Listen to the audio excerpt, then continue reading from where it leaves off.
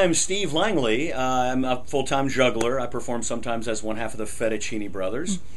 And I'm also the Ball King. I'm working on what will be my third Guinness World Record that I'm going to be setting, and it'll be for the world's largest functioning paddleball. The most paddleballs done by one person. I set that record at 7.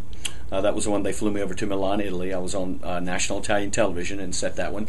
And then most recently we did the most people paddleballing at one time. That record was set in Davidson, North Carolina. I think we had 357, which unfortunately that record has now since been beaten, and it's set at 416. We can beat it, though. We can get it back. Yeah.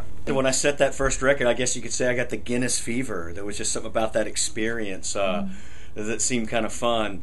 Right after doing the show in Italy, I came back and I was looking at some stills from the other show that they filmed right after us.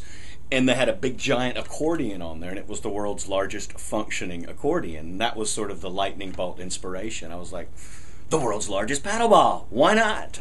When Guinness approved my record attempt for the world's largest functioning paddleball, they said that anything that is a new record for the largest of anything has to be at least 10 times the size of the real manufactured object. So that's why I made it 9 feet. It's just a little bit larger than 10 times the size of a real active people paddleball. So 9 foot 1 inch, I think it is. 9 foot 1 inch. I put the extra inch in there just in case somebody got wind that I built a 9 foot paddleball. It's going to be bigger than that, so that way they can't just take that record from me. Because Guinness wants you to make, it has to be an exact replica of a real manufactured item. So therefore we picked a logo of probably one of the most popular paddleballs throughout the history of paddleball, the Flyback Paddleball Company, the cowboy riding the buck and bronco, which was actually manufactured, the company was started back in the 30s in High Point, North Carolina, so it has a Carolina connection, which I like. So we used that logo to make the paddle look like a real paddle.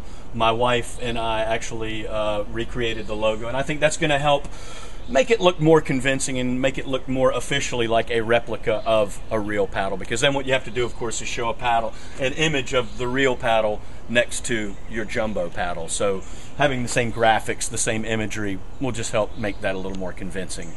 None of it's driven by profit motivation or through monetary gain. It's all just in the spirit of fun and hopefully spreading that fun to other people.